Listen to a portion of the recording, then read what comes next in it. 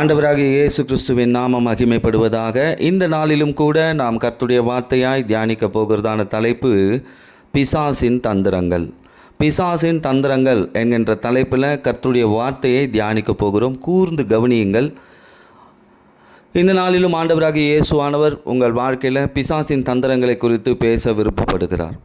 இந்த தலைப்பில் நான் ஏற்கனவே பிசாசின் தந்திரங்கள் என்கின்ற தலைப்பில் ஏற்கனவே சில சத்தியங்களை பேசியிருக்கிறேன். இருந்தாலும் இந்த நாளிலும் இந்த வார்த்தையை பேசும்படி ஆண்டவருடைய வார்த்தை எனக்கு உண்டானபடினால் இந்த வார்த்தையை பேசுகிறேன். இந்த பிசாசின் தந்திரங்கள், இதை நாம் தெரிந்து கொள்ள வேண்டியது மிக அவசியமாக இருக்கிறது. ஆண்டவருடைய ஆசீர்வாதங்களை நாம் தக்க வைத்து கொள்ள, ஆண்டவருடைய நடத்துதலுக்குள் நாம் இருக்க இந்த பிசாசின் தந்திரங்களை தெரிந்து கொண்டால் அது நம்முடைய ஆவிக்குரிய வாழ்க்கைக்கு மிகவும் பயனுள்ளதாக இருக்கும். இந்த பிசாசு குடும்பங்களை எப்படி தாக்குகிறான், பிசாசின் உச்சகட்ட தாக்குதல் மற்றும் அவனுடைய தந்திரங்கள் எப்படி இருக்கும், நாம் பிசாசிற்கு இடம் கொடுத்திருக்கிறோமா, தாக்கப்பட்டிருக்கிறோமா, பிசாசுக்கு இடம் கொடுக்கும் பொழுது அவன் என்ன கிரியை செய்கிறான். அப்போ இன்றைக்கு பிசாசுக்கு நாம் இடம் கொடுத்துட்டோன்னா, அவனுக்கு ஒரு வாய்ப்பு கிடைச்சிதுன்னா அவன் தானாக வந்து நம்ம வாழ்க்கையில் கிரியை செய்ய ஆரம்பிச்சிருவான். எங்கே ஆண்டவராக இயேசு இல்லையோ, அவருடைய வார்த்தை இல்லையோ, ஜபம் இல்லையோ, எங்கே அவருடைய நடத்துதல் இல்லையோ, அங்கே பிசாசு என்ன பண்ணிடுவான், வந்து தானாகவே தன்னுடைய வேலையை செய்ய ஆரம்பித்து விடுவான். அது ஆரம்பத்தில் நமக்கு தெரியாது. ஆனால் போக போக அது எப்படி இருக்கும், எட்டியை போல கசக்கும், வாழ்க்கை கசப்பாக மாறிடும். அப்போ இந்த பிசாசின் வேலை என்ன, இந்த பிசாசு என்ன வேலை செய்வான்? நான் சுருக்கமாய் வசனங்களை நான் பெரிதாய் சொல்லப் போவதில்லை, சுருக்கமாய் சொல்லப் போகிறேன். கூர்ந்து கவனிங்கள். மத்தேயு எழுதின சுவிசேஷம் 15ஆம் அதிகாரம் 22ஆம் வசனத்தில் இந்த பிசாசானவன் கொடிய வேதனைப்படுத்துவான் என்று சொல்லப்பட்டிருக்கிறது. கொடிய வேதனை. இந்த வேதனையானது மனிதனை ஒடுக்கக்கூடிய காரியம், துக்கத்தோடு அலைந்து திரிகிற ஒரு வாழ்க்கையை உண்டாக்கி விடுவான். அப்போ பாருங்கள், வேதனை என்பது கொடிதாக இருக்கும். ஆரம்பத்தில் அது தெரியாது. போக போக என்ன பண்ணும், இந்த பிசாசுடைய தாக்குதல் கொடிய வேதனை பண்ணும். அதுதான் சங்கீதம் 38:6 சொல்லப்பட்டிருக்கு, வேதனை மனிதனை ஒடுக்கும், துக்கத்தோடு திரிய பண்ணும் என்று. அப்போ இந்த வேதனையை பிசாசு கொண்டு வந்துடுவான்.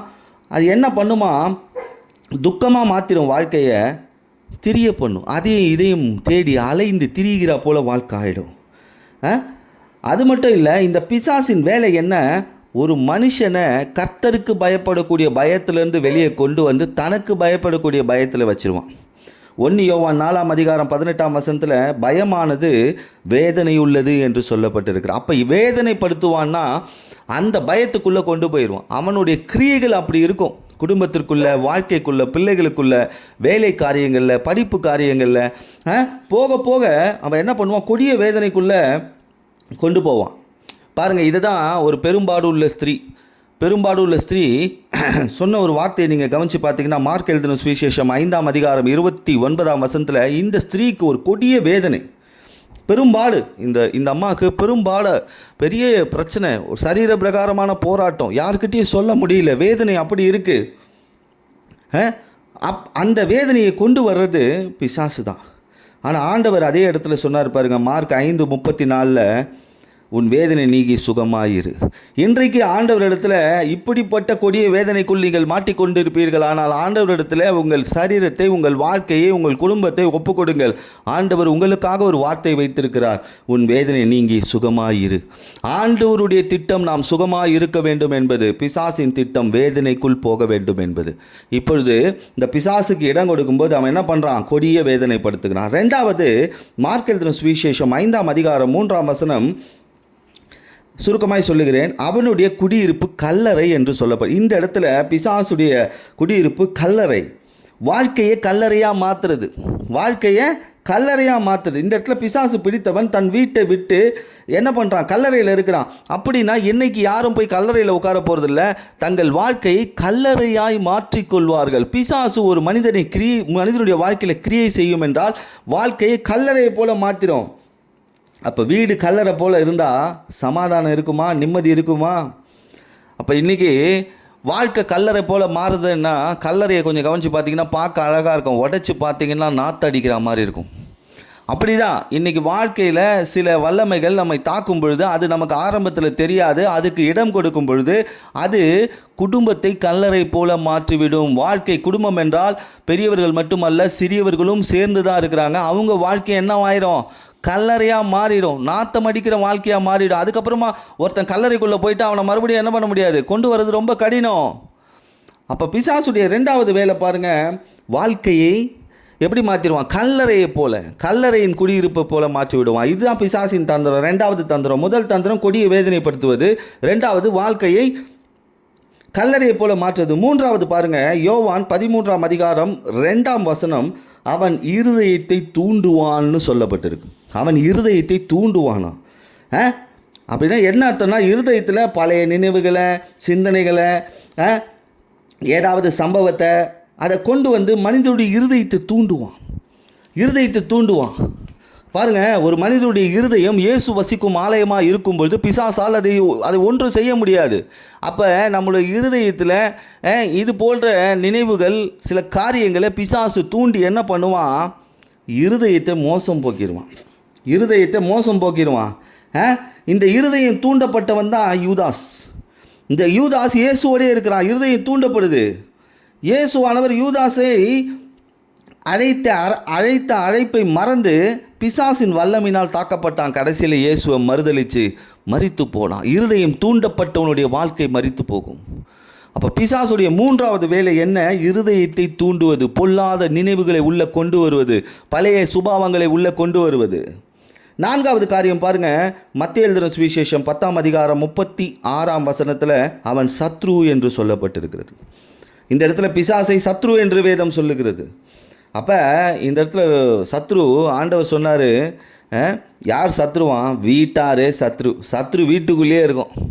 சத்ரு என்ன பண்ணும்? வீட்டுக்குள்ளேயே இருக்கும். சரீரமாக இதில் 2 சத்ரு இருக்குது. ஒன்று வீட்டுக்கு வெளியே, வீட்டுக்குள்ளேயே உலாவி கொண்டு இருக்கிற சத்ரு. இன்னொன்று நம் சரீரத்திற்குள் உண்டாகி இருக்கக்கூடிய சத்ரு. இது ரெண்டுமே நம்மளை அழிக்கும். இந்த சத்ருடைய வேலை என்ன தெரியுமா? ஒரு வீட்டுக்குள்ளே ஒரு மனுஷன் சத்ருவாக மாறிட்டா, நம்ம சரீரம் சத்ருவாக மாறிடுச்சுன்னா என்ன நடக்கும்? மத்தேயு 13ஆம் அதிகாரம் 25ஆம் வசனத்தில் சத்ரு களைகளை விதைக்கிறான். களைகளை விதைச்சிருவான் இருதயத்துக்குள்ளே. இந்த சரீரத்துக்குள்ளே சத்ரு இருக்கிறானா, சரீரத்துக்கு வெளியே சத்ரு இருக்கிறானா? கொஞ்சம் யோசிச்சு பாருங்கள். ரெண்டுமே ஆபத்து தான். களைகளை விதைத்து விடுவான்.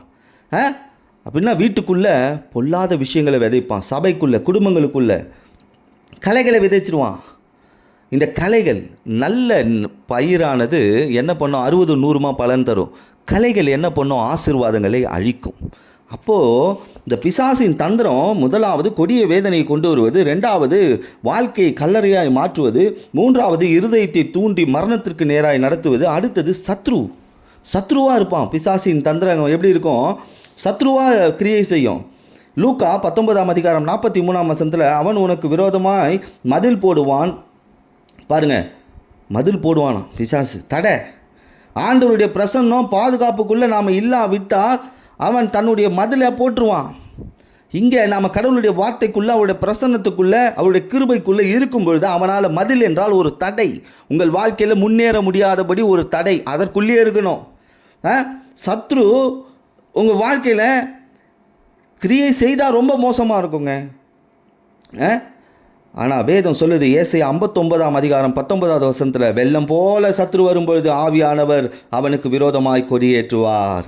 அப்போ நான் ஆண்டவருக்குள்ளே, அவருடைய வார்த்தைக்குள்ளே, அவருடைய வல்லமைக்குள்ளே, அவருடைய தரிசனத்துக்குள்ளே இருக்கும் பொழுது வெள்ளம் போல சத்ரு வந்தாலும் சரி, வெள்ளம் போல உங்களை எடுத்துக்கொண்டு போகலான்னு சத்ரு வந்தாலும் சரி, ஆண்டவர் உங்களுக்காக கொடியேற்றுவார். ஆண்டவர் உங்களுக்காக துணை நிற்பார்.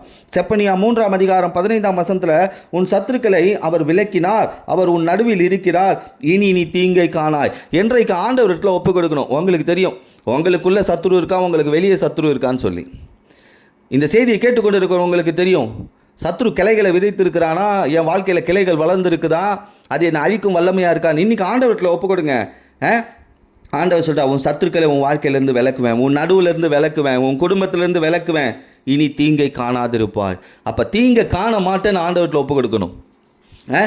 அப்போ இன்றைக்கி பிசாசின் தந்திரம் என்ன? கொடிய வேதனைப்படுத்துவது, குடியிருப்பு கல்லறையாக மாற்றுவது, இருதயத்தை தூண்டி மரணத்துக்கு நேராய் நடத்துவது, சத்ருவா வீட்டுக்குள்ளே கிரியை செய்கிறது. அடுத்தது 5வது காரியம், மத்தேயு 12ஆம் அதிகாரம் 22ஆம் வசனத்தில்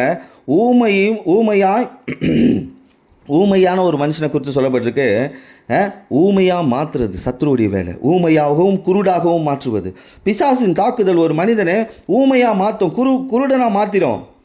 இந்த ஊமைனா என்ன அர்த்தம் அப்படின்னு பார்த்தோன்னா, இன்றைக்கி ஆவிக்குரிய ஊமை யாருன்னா, ஆண்டவரை துதிக்க முடியாது, சரியாக ஆராதிக்க முடியாது, ஜெபிக்க முடியாது, இப்படி மாற்றிடுவான். அப்போ எப்போ என்னால் ஜெபிக்க முடியலையோ, எப்போ என்னால் துதிக்க முடியலையோ, எப்போ என்னால் ஆராதிக்க முடியலையோ, எப்போ வேத வசனங்கள் வாசிக்க முடியலையோ, அப்போ நான் ஊமையாக மாற்றிட்டான். எனக்குள்ள பிசாசு என்ன பண்ணுறான், தந்திரத்தை செயல்படுத்திக்கிட்டு இருக்கான். அந்த எண்ணம் வந்துடணும். இந்த குருடு என்றால் தரிசனமற்று போகிற ஒரு வாழ்க்கை, தேவ தரிசனம் இல்லாத ஒரு வாழ்க்கை, தேவ தரிசனத்தை விட்டு அகண்டு நிற்கிற ஒரு வாழ்க்கை. தரிசனம் இருக்கிற இடத்துல தான் வார்த்தை தேடி வரும். அப்போ நமக்கான வார்த்தைகள் அடைக்கப்பட்டு போகுதுன்னா, அப்போ நான் என்னவா இருக்கேன், குருடாக இருக்கேன்.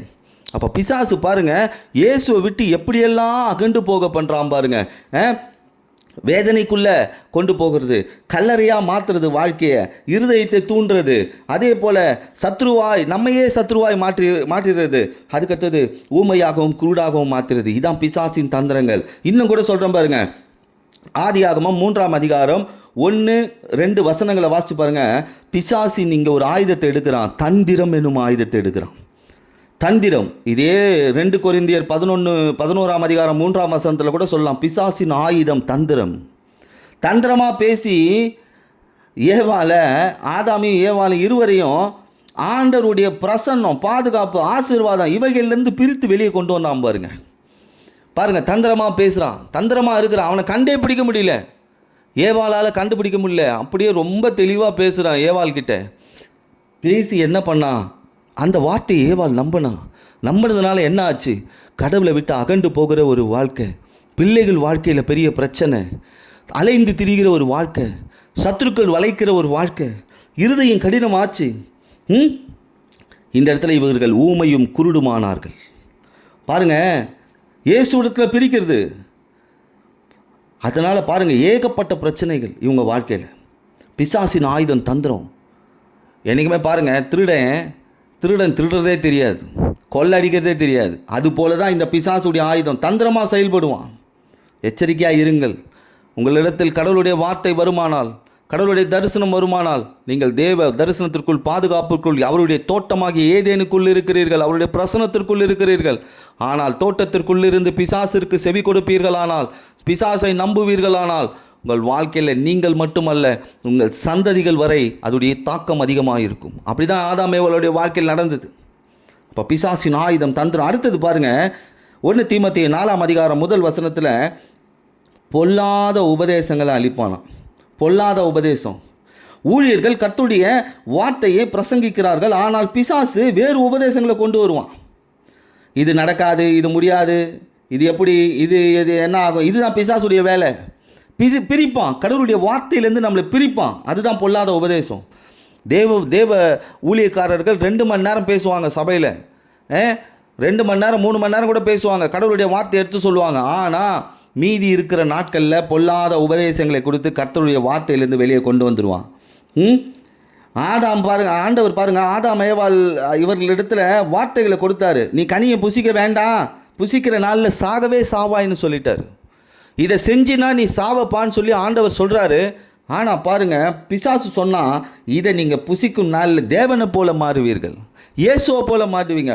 வேறொரு உபதேசம் பாருங்கள், வேறொரு உபதேசம். இது கேட்க நல்லா இருக்கும். ஆண்டவருடைய வார்த்தை சில நேரத்தில் கடுமையாக இருக்கும். இப்போ இன்றைக்கு நான் உங்களை பார்த்து சொல்கிறேன்னு வச்சுக்கோங்க, இதை செய்தீங்கன்னா சாவு உண்டாகும் அப்படின்னு சொன்னால் நான் சத்ருவாக மாறிடுவேன், என்ன பிசாசாக மாற்றிடுவீங்க, என்னை இருதயம் பொல்லாதவனாக மாற்றிடுவீங்க. ஆனால் இங்கே ஆண்டவர் சொன்னார் ஆதாம் ஏவாளுக்கு, இப்படியான காரியங்கள் நடக்கும், நீ பிசாசுக்கு செவி கொடுத்தா, அவனோட நீ ஐக்கியமானா உன் வாழ்க்கையில் பெரிய பிரச்சனைகள் வரும், சாகவே சாவாய் அப்படின்னு சொன்னார். ஆனால் அதை கேட்கல இவங்க. சாவலைங்க, வாழ்க்கை சாவை விட மோசமாக மாறிடுச்சு. வாழ்க்கை மோசமாக மாறிடுச்சு. அப்போ பிசாசு அவனுடைய தந்திரம் என்ன, பொல்லாத உபதேசங்களை கொடுக்கறது. அப்போ முதலாவது நாம் பார்த்தோம், இந்த பிசாசு என்ன பண்ணுவான், கொடிய வேதனைப்படுத்துவான். ஆண்டவர் வேதனை நீக்குகிறவர். இங்கே அடுத்தது வாழ்க்கையை குடும்பத்தை குடியிருப்ப கல்லறையாக மாற்றுவான். ஆனால் ஆண்டவர் சமாதானத்தை நிம்மதியும் கொடுக்குற இடத்துல நம்மளை வைக்கிறாரு. அவன் இருதயத்தை தூண்டுவான். மரணத்துக்கு ஏதுவாக நடத்துவான் ஆண்டவர். ஆனால் இருதயத்தை என்ன பண்ணுவார்? அவர் வசிக்கிற ஆலயமாக மாற்றுவார். நம்ம அடுத்தது பார்த்தோம், அவன் சத்ருவாக செயல்படுவான். வீட்டுக்குள்ளே சத்ருவாக இருப்பான், வாழ்க்கைக்குள்ளே சத்ருவாக இருப்பான், சரீரத்துக்குள்ளே சத்ருவாக இருப்பான். ஆனால் வெள்ளம் போல் சத்ரு வந்தாலும் ஆண்டவர் உங்களுக்காக கொடியேற்றுவார். சத்துருக்களை விலக்குவேன்னு சொல்லியிருக்கிறாரு. நடுவில் இந்த சத்ரு இல்லாதபடி தீங்க காண மாட்டேன்னு சொல்லியிருக்கிறாரு. அடுத்தது பாருங்கள், ஊமையாக மாற்றுவான், குருடாக மாற்றுவான், தேவ தரிசனம் இல்லாதபடி கர்த்தருடைய வார்த்தையை கேட்க முடியாதபடி செய்வான். அதே போல் பாருங்கள், பிசாசின் ஆயுதம் தந்திரம். ஆதாமேவால் அருமையான தேவ பிரசன்னத்தில் ஆண்டவருடைய தோட்டத்திலேருந்து வெளியே கொண்டு வந்து அவருடைய வாழ்க்கையை சாவுக்கு நேராக நடத்தினான், பொல்லாத உபதேசத்தை கொடுத்து. பாருங்கள், அடுத்தது பாருங்கள், யோவான் 10ஆம் அதிகாரம் 10வது வசனத்திலும் அதே யோவான் 12ஆம் அதிகாரம் 6வது வசனத்திலையும் அவன் திருடன்னு சொல்லப்பட்டிருக்கு. ஒரே லைனில் சொல்கிறேன், திருடன்னு சொல்லப்பட்டிருக்கு. வேதம் சொல்லுது, திருடன் கொல்லவும் அழிக்கவும் வருகிறான், திருட வருகிறான். அவன் திருடன் என்ன பண்ணுவான் தெரியுமா? இந்த பிசாசு என்ன பண்ணுவான்? விசுவாசத்தை திருடிடுவான், தேவ பிள்ளைகள் மேலே இருக்கிற அன்பை திருடிடுவான், இருதயத்தை திருடிடுவான். யூதாசுடைய வாழ்க்கையில் பாருங்கள், பிசாசு இருதயத்தை நிரப்பின போது அவன் திருடனாய் மாறினான் என்று யோவான் 12ஆம் அதிகாரம் 6வது வசனத்தில் சொல்லியிருக்கு. அப்போ பிசாசு என்ன பண்ணுறான்? யூதாசுடைய இருதயத்தில் இருக்கிற விசுவாசத்தை, இயேசு மேலே வைத்திருக்கிற அன்பை, அவர் கொடுத்த உபதேசத்தை எல்லாத்தையும் திருடி இருதயத்தை மாற்றிவிட்டான். அதுதான் பவுல் சொல்கிறார் 1 கொரிந்தியர் 6ஆம் அதிகாரம் 10ஆம் வசனத்தில், திருடர்கள் தேவனுடைய ராஜ்யத்தில் சுதந்தரிப்பதில்லை. அப்போ பாருங்கள், எது திருடு போயிருக்கு உங்கள் வீட்டில், உங்கள் சரீரத்தில் எது திருடு போயிருக்கு, உங்கள் வாழ்க்கையில் எது திருடு போயிருக்கு? அப்போ பிசாசுக்கு நீங்கள் இடம் கொடுத்துருக்கீங்கன்னு அர்த்தம். திருடன் உள்ளே வந்தவனை திருடிட்டான். அப்போ திருடனுக்கு நாம் இடம் கொடுத்துட்டு ஆண்டவர் இடத்துல நாம் குறை சொல்ல முடியாது. ஆண்டவரே திருடன் திருடிட்டான், இன்றைக்கி ஆண்டவர்கிட்ட ஒப்பு கொடுங்க. ஆண்டவரே திருடன் வராதபடி என்னை பாதுகாத்துக்கொள்ளும், திருடினதை எனக்கு நீர் எடுத்துக்கொடும், அதை எனக்கு நீர் மீட்டு கொடுன்னு என்று ஆண்டவரிடத்தில் சொல்லுங்கள். அடுத்தது பாருங்கள், மத்தேயு 4ஆம் அதிகாரம் 1 வசனத்தில் இந்த இடத்துல சோதனைக்காரன் சோதிக்க வருவான் என்று சொல்லப்பட்டிருக்குது. மத்தேயு 4ஆம் அதிகாரம் 1 வசனத்தில் பாருங்கள், ஆண்டவராக இயேசுவின் இடத்துல சோதனைக்காரன் என்கின்ற ஆயுதத்தை அவன் பயன்படுத்துகிறான். பாருங்கள், இயேசுக்கிட்டே அதை பயன்படுத்துகிறாங்க, உங்ககிட்டயும் பயன்படுத்துவான் இந்த சோதனை. ஆனால் பாருங்கள் எப்படிலாம் சோதிச்சான் பாருங்கள். அதே மத்தேயு 4ஆம் அதிகாரம் 3ஆம் வசனத்தில் இந்த கல்லை அப்பமாக்கும். ஆனால் அதுக்கு ஆண்டவர் வார்த்தையிலே ஜெயிக்கிறாரு. அதே 4ஆம் அதிகாரம் 4ஆம் வசனம் மத்தேயுல, மனுஷன் அப்பத்தினால் மாத்திரமல்ல தேவனுடைய வாயிலிருந்து வரக்கூடிய வார்த்தையில் பிழைப்பான். அப்போ இன்றைக்கி இந்த சோதனைக்காரனை ஜெயிக்கிற ஆயுதம் உங்கள் வார்த்தையில் இருக்கிறது, உங்கள் வாயில் இருக்கிற தேவ வசனத்தில் இருக்கிறது. அதே சொன்னார் பாருங்கள், இயேசு சொன்னார் மத்தேயு 4ஆம் அதிகாரம் 7ஆம் வசனத்தில், உன் தேவனாகிய கர்த்தரை பரீட்சை பாராதிருப்பாயாக என்று எழுதியிருக்கிறது. பாருங்கள், இது எதுக்கு பிசாசு ஆண்டவரை சோதிச்சான்? ஏன்னா இது போல் சோதனை உங்கள் வாழ்க்கையில் நீங்கள் வரும்பொழுது, இது போல் சோதனைக்காரன் வரும்பொழுது நீங்கள் எடுக்க வேண்டிய ஆயுதம் என்னுடைய வார்த்தை. அந்த வார்த்தை வைத்து அவனை ஜெயிக்கணும்னு சொல்லியிருக்கிறாரு. அப்போ இன்றைக்கு பிசாசின் தந்திரம் என்ன? கொடிய வேதனைப்படுத்துவது, வாழ்க்கையை கலரையாய் மாற்றுவது, இருதயத்தை தூண்டி விடுவது, சத்ருவாய் நம்மை மாற்றுவது, நமக்கு விரோதமாக சத்ரு வர்றது. அப்புறம் என்ன பண்ணுறது? தேவ வார்த்தைகளை எடுத்து துதிக்க முடியாதபடி, படிக்க முடியாதபடி, ஆராதிக்க முடியாதபடி, ஜெபிக்க முடியாதபடி ஊமையாக மாற்றுவது, தேவ தரிசனம் இல்லாத ஒரு குருடாய் மாற்றுவது, அந்த ஆயுதம் தந்திரம் எனும் ஆயுதத்தை எடுப்பது, பொல்லாத உபதேசத்தை தருவது, வாழ்க்கையில் இருக்கிற எல்லா ஆசீர்வாதங்களையும் திருடுவது, அதே போல் சோதிப்பது. நாம் இதற்கு என்ன செய்யணும் தெரியுமா? நாம் இதுக்கு என்ன செய்யணும்? வேதம் என்ன சொல்லுது? நாம் இதுக்கு என்ன செய்யணும்? எபேசியர் 4ஆம் அதிகாரம் 27ஆம் வசனத்தில், பிசாசுக்கு இடம் கொடாதிருங்கள், பிசாசுக்கு இடம் கொடாதிருங்கள். ஆண்டவர் இந்த நாளில் உங்களை பார்த்து சொல்லுறார், பிசாசுக்கு இடம் கொடாதிருங்க. உங்கள் வாழ்க்கையில், உங்கள் குடும்பத்தில், உங்கள் வியாபாரத்தில், உங்கள் படிப்பில், உங்களுடைய எதிர்காலத்தில் அவனுக்கு இடம் கொடுத்தா உங்கள் வாழ்க்கையில் சோதனை.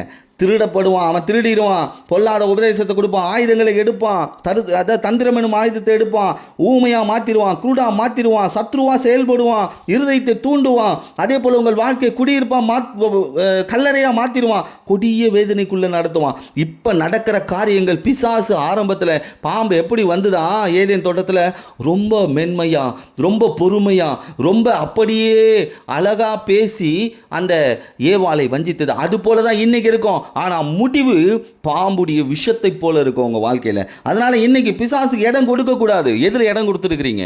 நீங்கள் உங்களே யோசிச்சு பாருங்கள். பிசாசுக்கு இடம் கொடுத்து விட்டீர்களானால் இயேசுவின் கிரியைக்கு நீங்கள் இடம் கொடுக்கவில்லை, இயேசுவின் காரியங்களுக்கு நீங்கள் இடம் கொடுக்கவில்லை, இயேசுவின் வார்த்தைகளுக்கு நீங்கள் இடம் கொடுக்கவில்லை. பிசாசுக்கு இடம் கொடுக்காதீங்க, பிசாசுக்கு இடம் கொடுக்காதீங்க. அதே போல் எபேசியர் 6ஆம் அதிகாரம் 11வது வசனத்திலும் யாக்கோபு 4ஆம் அதிகாரம் 7ஆம் வசனத்திலும் பிசாசின் தந்திரங்களுக்கு எதிர்த்து நில்லுங்கள் என்று சொல்லப்பட்டிருக்குது. அப்போ எதிர்க்கணும்னா கை காலில் சண்டை போடுறதில்ல. பிசாசு கூட யாரும் கை காலில் சண்டை போட்டு ஜெயிச்சிட முடியாதுங்க, வாயில் சண்டை போட்டு ஜெயிச்சிட முடியாதுங்க. பிசாசுக்கு தந்திரங்களுக்கு எதிர்த்து நில்லுங்கள் என்றால் என்ன செய்யணும்? சத்தியம் எனும் ஆயுதத்தை கையில் எடுக்கணும், வேத வசனம் எனும் ஆயுதத்தை கையில் எடுக்கணும், ஜபத்தை ஏறெடுக்கணும். துதிகள் உங்கள் வாழ்க்கையாக இருக்கும் பொழுது பிசாசின் தந்திரங்கள், பிசாசின் சூழ்ச்சிகள், பிசாசின் கிரியைகள் உங்கள் வாழ்க்கையிலிருந்து விழுந்து போகும். அப்போ இன்றைக்கி நாம் செய்ய வேண்டியது என்ன? பிசாசுக்கு இடம் கொடுக்கக்கூடாது, பிசாசின் தந்திரங்களுக்கு எதிர்த்து நிற்கணும். அதே போல் இயேசு பாருங்கள், பிசாசின் தந்திரங்களை எதிர்த்து நிற்க வசனங்களை பயன்படுத்தினார், தேவ வார்த்தைகளை பயன்படுத்தினார். இன்னைக்கு கண்ணுக்கு தெரியாத பிசாசுகள் உண்டு, கண்ணுக்கு தெரிகிற பிசாசுகள் உண்டு. இதை ஜெயிக்க நம்ம வசனத்தை எடுத்து பயன்படுத்தணும். எபிரேயர் 1 அதிகாரம் 3ஆம் வசனத்தில் இப்படி சொல்லப்பட்டிருக்கு, வசனத்திலே வல்லமை உண்டு என்று சொல்லப்பட்டிருக்கு. நீங்கள் வசனத்தை வாசிக்க வாசிக்க வாசிக்க, வசனத்தை எடுத்து பேச பேச பேச, அதை தியானிக்க தியானிக்க தியானிக்க உங்கள் வாழ்க்கையில் பிசாசால் எந்த சூழ்நிலையும் மாற்ற முடியாதுங்க. பிசாசின் தந்திரங்கள் உங்கள் வாழ்க்கையில் ஜெயிக்கவே முடியாது. அது மட்டும் இல்லைங்க, அப்போஸ்தலர் நடபடிகள் 13ஆம் அதிகாரம் 26ஆம் வசனத்தில் ரட்சிப்பு இருக்காங்க, பாதுகாப்பு இருக்குது. பிசாசின் தந்திரங்கள்லேருந்து தப்பித்து கொள்ள பாதுகாப்பு கடவுளுடைய வசனத்தில் இருக்கான். அப்போ இன்னைக்கு பிசாசை ஜெயிக்கணும்னா நாம் எடுக்க வேண்டியது முதலாவது வசனத்தை. அந்த வசனத்தில் தான் வல்லமை இருக்குது, அந்த வசனத்தில் தான் பாதுகாப்பு இருக்குது. அதே 2 தீமோத்தேயு 1 அதிகாரம் 13ஆம் வசனத்தில் அதே வசனத்தில் தான் ஆரோக்கியம் இருக்குது. அப்போ இன்றைக்கு பிசாசால் தாக்கப்பட்டு ஆரோக்கியம் இல்லாத இருக்கிறீங்களா? நீங்கள் எடுக்க வேண்டிய ஆயுதம் வசனம், கர்த்தருடைய வார்த்தை. அது உங்கள் மூச்சாக இருக்கும்போது உங்கள் வாழ்க்கையில் ஆரோக்கியம் உண்டாகும். நீங்கள் இழந்து போல பலவீனத்தை மறுபடியும் பெற்றுக்கொள்வீர்கள். அப்போ இன்றைக்கு ஆண்டவர் உங்கள் வாழ்க்கையில் பிசாசின் தந்திரங்களை குறித்து சொல்லியிருக்கிறார். குடும்பங்கள் எப்படி பிசாசால் தாக்கப்படுகிறது, பிள்ளைகள் எப்படி தாக்கப்படுகிறார்கள், உங்கள் வியாபாரம், வேலை, இந்த இடத்துல பிசாசு எப்படி தந்திரங்களை கிரியை செய்கிறான். வேதனை ஆரம்பத்தில் பிசாசுடைய காரியங்கள் தெரியாதுங்க. ஆரம்பத்தில் ரொம்ப அருமையாக போகும். ஏதேன் தோட்டத்தில் அப்படி தான் இருந்தது. ஏவாளை தோட்டத்துக்குள்ளே இருக்கும்போதும், பிசாசு தோட்டத்துக்கு வெளியே இருக்கும்போதும் அப்படியே ரொம்ப ரொம்ப மெய்மறந்து அவளுடைய வார்த்தைகளை கேட்டான், நம்பினான். ஆனால் கடைசியில் கொடிய வேதனை, வாழ்க்கை கல்லறையாக மாறினது, இருதயத்தை தூண்டினா. அடுத்தது பாருங்கள், ஏவாளையே சத்ருவாக மாற்றிட்டான். அடுத்தது பாருங்கள், ஊமை, குருடு, கடவுள் இடத்துல பேச முடியல, கடவுளுடைய தரிசனத்தை கேட்க முடியல.